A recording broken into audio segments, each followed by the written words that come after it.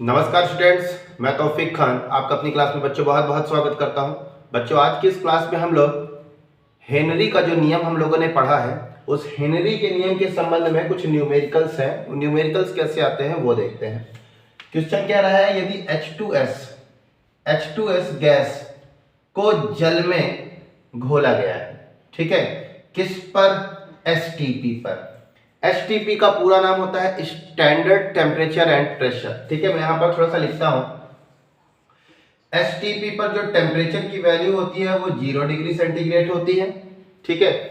वहीं पर जो प्रेशर होता है वो आपका प्रेशर होता है 1 ATM का, ठीक है, जिसे हम दूसरे यूनिट पर लिखें तो 0.987 बार, ठीक है।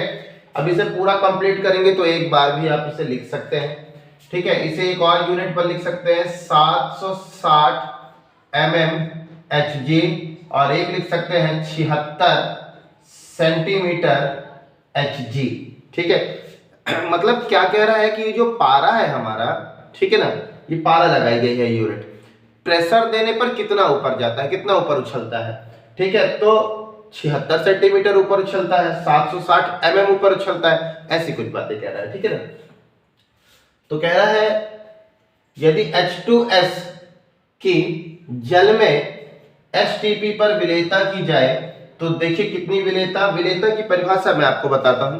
100 ग्राम विलायक को संतृप्त करने के लिए, पीछे मैंने पढ़ाया है, जो बच्चे नए हैं वो आप इस चैनल के प्लेलिस्ट पर आप जाकर पूरी क्लास को रेगुलरली देखें, एक एक करके देखें, आपको पूरी बातें समझ में आएगी। विलेयता क्या है? 100 ग्राम विलायक को संतृप्त करने के लिए लगी आवश्यक विलेय की मात्रा, यानी 100 ग्राम विलायक को संतृप्त करने के लिए जो विलेय की मात्रा लगती है उसे उसकी विलेयता कहते हैं, ठीक है ना।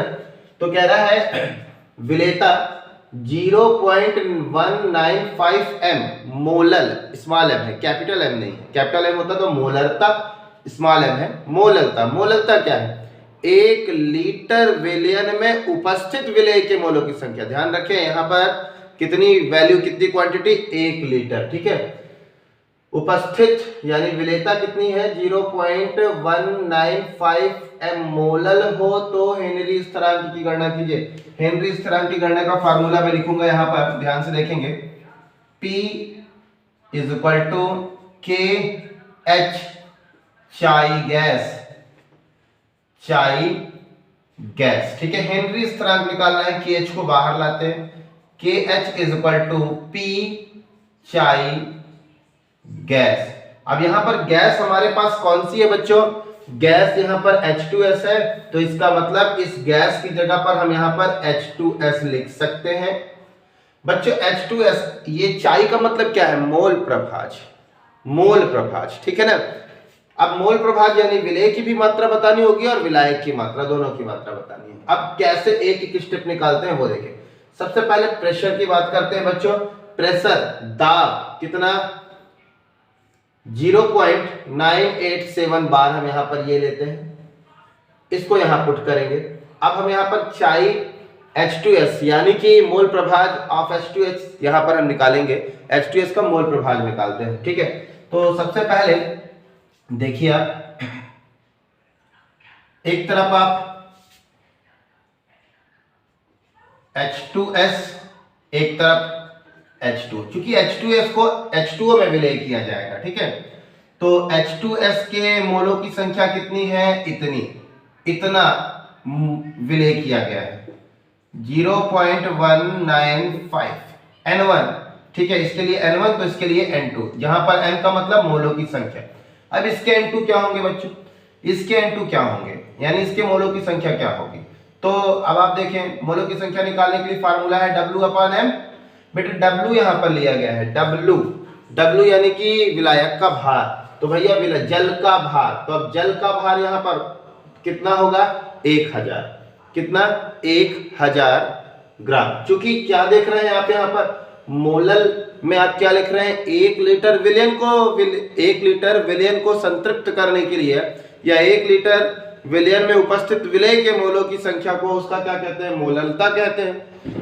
तो 1 लीटर आ रहा है बेटा, W की मात्रा यहाँ पर 1 लीटर यानी कि 1000 ग्राम, आप इसे सीधा लिखेंगे तो यहाँ पर हमें पता है W इज इक्वल टू 1000 ग्राम और M मोलार मास है, अणुभार इसका जल का कितना होता है 18।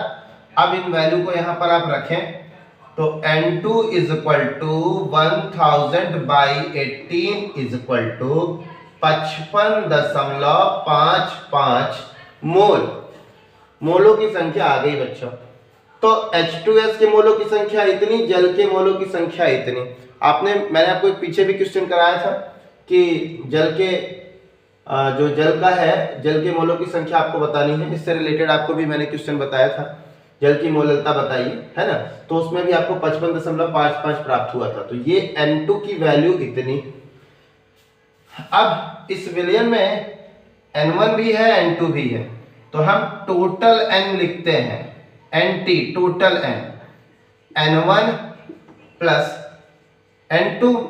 N1 की वैल्यू कितनी है 0.195, N2 की वैल्यू है 55.55। इनको बच्चे जोड़ देते हैं तो आएगा 55.745। टोटल मोलों की संख्या इतनी आ गई। टोटल मोलों की संख्या बच्चों इतनी आ गई। इसके बाद आगे बढ़ते हैं, ठीक है।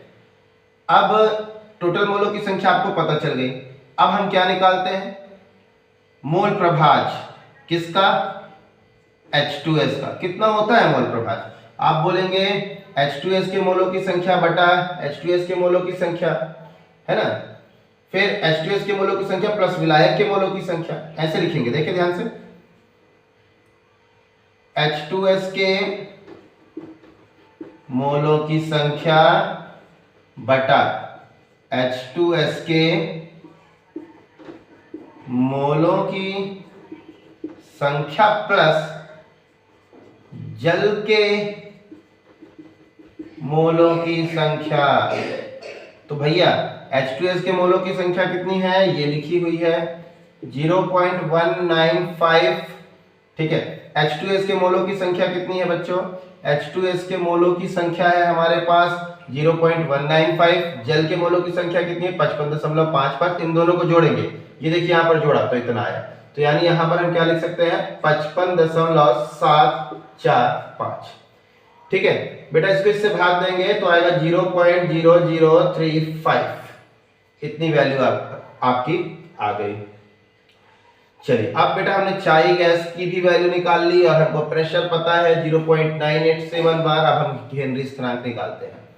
तो KH is equal to P 0.987 by 0.0035। इसको इससे डिवाइड देंगे तो ये आएगा 282। आंसर आ गया आपका, ठीक है। इसी प्रकार बच्चों आपको ये न्यूमेरिकल हल करना है। इसके बाद चलिए दूसरा न्यूमेरिकल देखते हैं।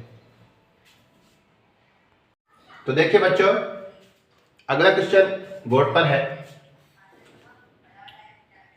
298 केल्विन पर CH4 की C6H6 पर मोललता का हेनरी स्थिरांक, यानी CH4 गैस फॉर्म में है और बेंजीन लिक्विड फॉर्म में है, इसे इसमें विलय किया जाएगा।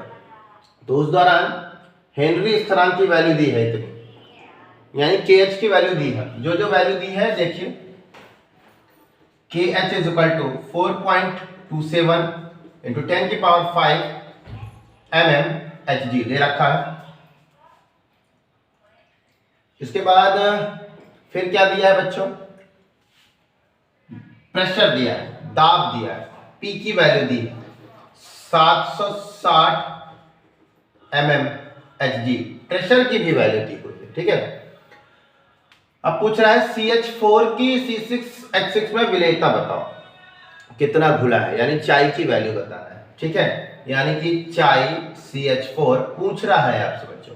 फार्मूला क्या कहता है आपका, फार्मूला कहता है P is equal to KH chi CH4, चाय CH4।